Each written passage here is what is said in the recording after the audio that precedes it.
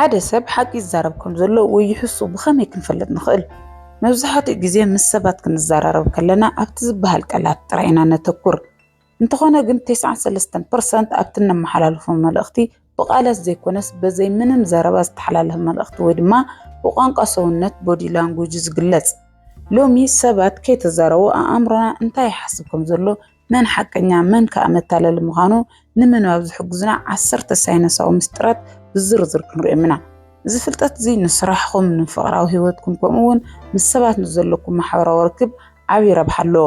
ብፍላይ እታ መበል 7.1 ሰብ ይፈትወኩም ወይ ይጸልኦኩም ከም ዘሎ ብኸመይ ብቐሊሉ ንፈልጥ ዝብል ኣዝዩ መሳጢ ምስጢር ስለዝኾነ ክሳብ መወዳእታ ምሳና ጽንሑ። ቪድዮና ቅድሚ ምጅማርኩም ኣብዚ ቻናል ሓደሽቲ እንትኾንኩም ሰብስክራይብ ብምግባር ስድራ ቤትና ይኹኑ። ሕጂ ናብታ ቀዳመይቲ ነጥብ ንስገር። ምስጢር ምትንኻፍ ዓይኒ ብዛዕባ እቲ መሳኹቲ ነፍሲ ዝበሃል ዓይኒ እዩ። ምስ ሓደ ሰብ ክትዘራረቡ ከለኹም እቲ ሰብ ዓይኑ ኣበይ ከም ዘሎ ምርኣይ ኣዝዩ ኣገዳሲ እዩ። ሓቀኛ መዐቀኒ ሓደ ሰብ ሓቂ ይዛረብ እንተሃልዩ ወይ ብዛዕባ ትዝርብ ቅንዕና እንተሃልይዎ መብዛሕትኡ ግዜ ካብ 60% ክሳብ 70% ኣብቲ ግዜ ናብ ዓይንኹም ብምጥማት እዩ ዝዛረብ። እዚ ማለት ንዓኹም ይኽብረኩምን ሓሳብኩም ንኽርድኡልኩም ይፅበር ኣሎ ማለት እዩ።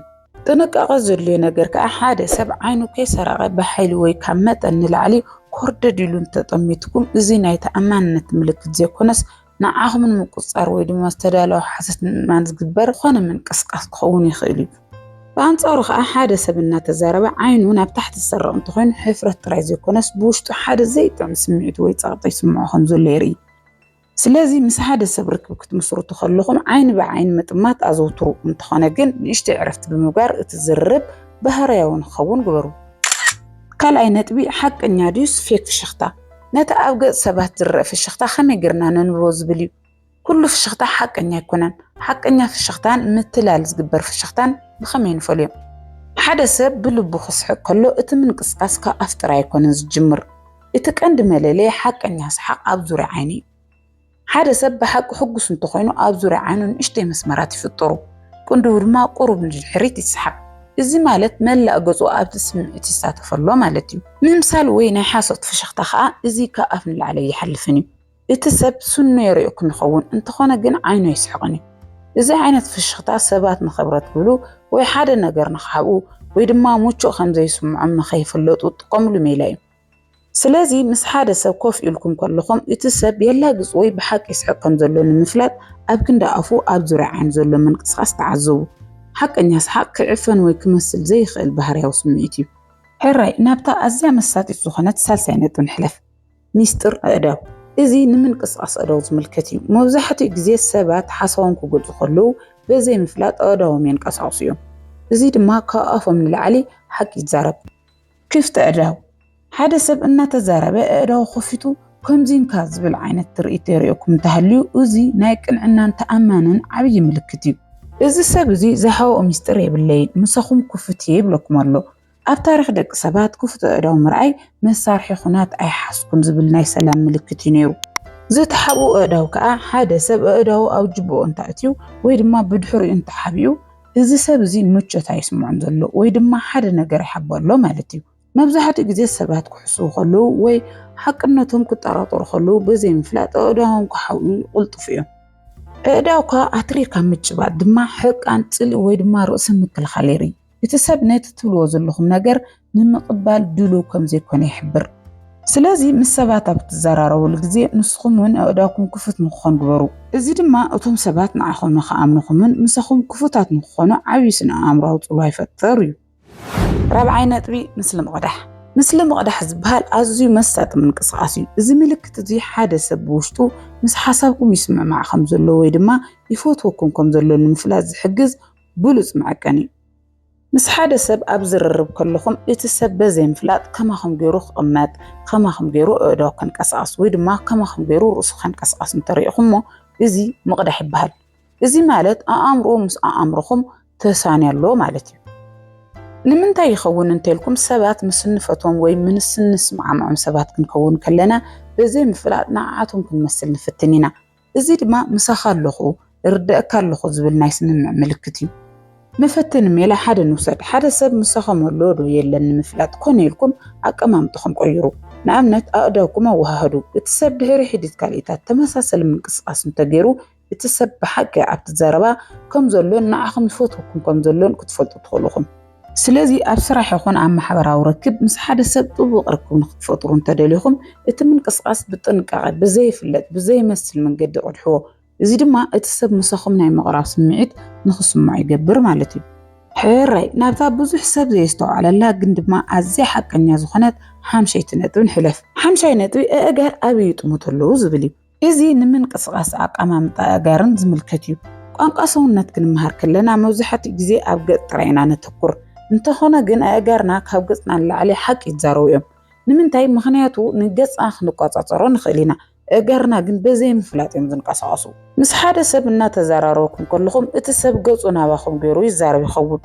እንተኾነ ግን ኣእጋሩ ወይ ጫምኡ ናብ ማዕጾ ወይ ናብ ካሊእ ወገን ኣቕኒዖም እንተሃልዮም እቲ ሰብ ብውሽጡ ካባኹም ክርሕቕ ይደሊ ኣሎ ማለት እዩ። ኣእምሮኡ ካብዚ ቦታ ክወፅእ ኣለኒ ብሎ ስለ ዘሎ ኣእጋሩ ቀዲሞም ናቱ ክኸዶ ዝደሊ ቦታ ይጥምቱ። ብኣንጻሩ ምስ ክልተ ሰባት እናተዘራረቡ ከለዉ ክልቲኦም ኣእጋሮም ናባኹም ገይሮም እንተሃልዮም ብሓቂ ይቕበሉኹም ከም ዘለዎ ኣብቲ ዝርርብ ንክሳተፉ ከም ዝደልዩ ነይርኢ። ሓደ ሰብ ኮፍ ኢሉ ኣእጋሩ ተሻቢኹ እንተሃልዩ እቲ ላዕለዋይ እግሩ ናባኹም እንተኾይኑ ምሳኹም ምቹእ ስምዒት ኣለዎ ማለት እዩ። እንተኾነ ግን እቲ እግሩ ካባኹም ርሒቑ ንየማን ወይ ንጸጋም ተሻቢኹ እንተሃልዩ እቲ ሰብ ብውሽጡ ተዓጽዩ ወይ ርእሱ ምክልኻል ይገብር ኣሎ ማለት እዩ። ስለዚ ከዓ ምስ ሰባት ኣብ ትዘራረብሉ ግዜ ሓሳባቶም ብሓቂ ምሳኹም ድዩ ዘሎ ንምፍላጥ ሓንሳብ ቁልሕ ኢልኩም ረእይዎም። ኣእጋሮም ናበይ ገጾም ከም ዘለዉ ተዓዘቡ። እዚ ምልክት እዚ ፍጹም ኣይሕሱን እዩ። ሕራይ ናብታ ሰባት ብበዝሒ ትጥቀሙላ ግን ትርጉም ዝተፈላለየ ክኸውን ዝኽእል ሻድሸይቲ ነጥቢ ንኸይድ። ሻድሸይቲ ነጥቢ ምዕፃው ኣእዳው ርእሰ ምክልኻል ድዩስ ድሌት? እዚ ምልክት እዚ ሓደ ካብቲ ብበዝሒ ዝረአ ቋንቋ ሰውነት ኮይኑ ልክዕ ከም ሓደ ዘይረአ መከላኸሊ መንደቕ እዩ ዝቑፀር። ሓደ ሰብ ምስኡ እናተዘራረብኩም ኣእዳው ኣፍ ልቡ ተሸሪሑ ብውሽጡ ንሓሳባትኩም ይቃወም ከም ዘሎ ወይ ድማ ምቹእነት ከም ዘይስምዖ የርኢ። እዚ ሰብ እዚ ኣነ ምስ ሓሳበይ ኣለኹ ናትካ ይእቱን እየ ዝብል ናይ ርእሰ ምክልኻል መልእኽቲ በዘይ ምፍላጥ የመሓላልፍ። ሓደ ግዜ ከዓ ሰባት ኣብ ሓድሽ ቦታ ወይ ኣብ ዘይፈልጥዎ ሰባት ክኾኑ ከለዉ ንርእሶም ንምሕጋዝን ናይ ድሕንነት ስምዒት ንክስምዖም ኢሎም ኣእዳዎም ይሻርኹ። ክንጥንቀቐሉ ዘለና ግና ኩሉ ግዜ ኣእዳው ምሽራኽ ናይ ተቃውሞ ምልክት ጥራይ ኣይኮነን። ሓደ ሰብ ቆይርዎ እንተኾይኑ እውን ተመሳሰለ ምንቅስቃስ ይገብር እዩ። ስለዚ ኩነታት ኣየር እውን ኣብ ግምት ከተእቱ ይግባእ።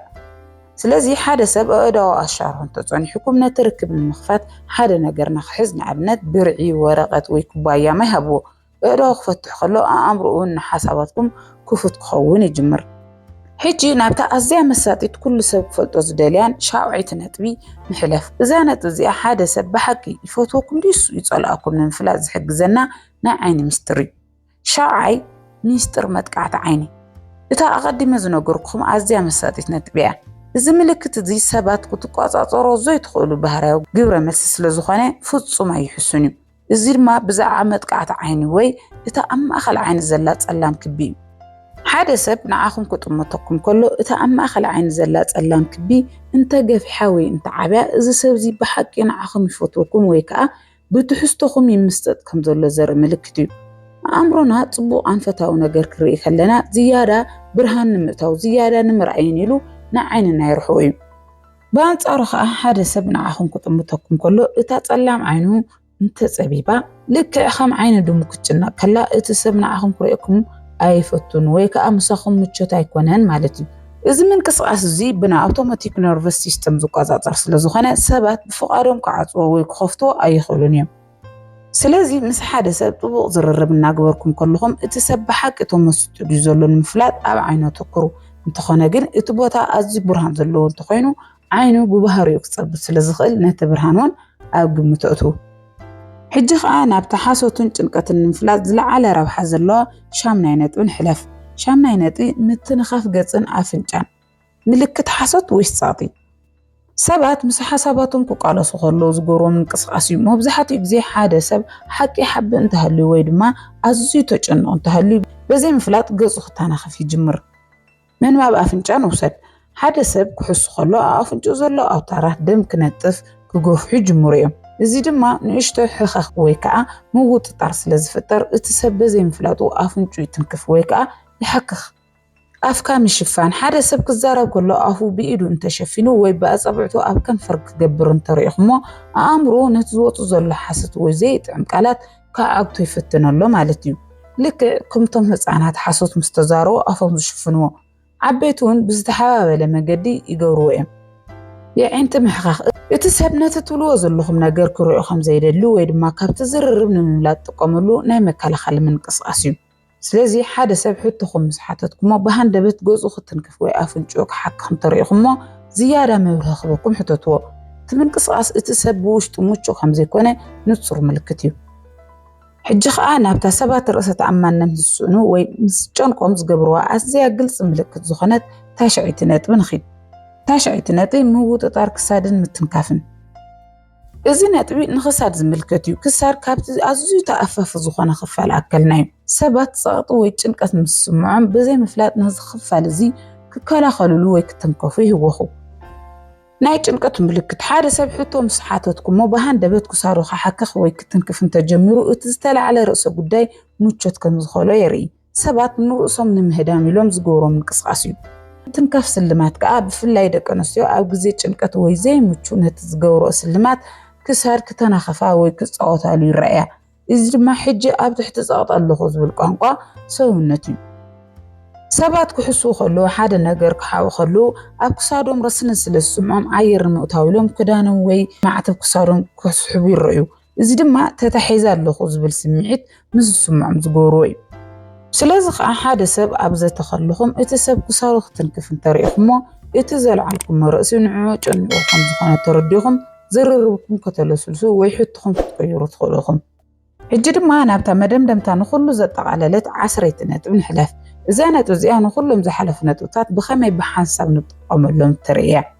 عسريتنات ميسترط النوف ملكتات بس إحنا يزلنا عسريتنات بيا زي أزيا وصانيت مستريع قانقا صونات كنا نبب كلنا حدا عبيوغيغا خنصرح نخلينا نسخة أبحانت من قصقاس تراينا حادث سبكن فردو مركبنا يتميستر أزيو حدا من قصقاس تراينا أو نتأجا ومشراخ بينو بزح ترقم كله يخلن بحكي حدا سب انتا يحسبكم ذلون المفلات انتا وحدا سلسة تماسا سلت ملكت ذلون ملكتات كريق لنا نابنت حدا سب أدوا الشارخ انتا تعنحكم تراي تعازع اللوكن بلاين خلن من الوقت قروا خون انتا خوانا قن أدوا الشارخ قارو خواخو مرحقو عين دمان ناسرق انتا خوينو حج قن اتملكت نتصري بتسب كواهم كرحق إلى اللو كنتات مرد أخايد اللي كل جزء اتسوز اللو خناتات أبقى متعطو حدا سب أو قرار النفس دويلو أداو انت الشارخ وزي نايمك الخال ملكت يكونس نايم قدليتيو كم زي قبرو لك إخام حدا مرماري نتخونتات بتقللات عزبو قالتو مسكو أنقاسو ونتو مسمع معن تهليو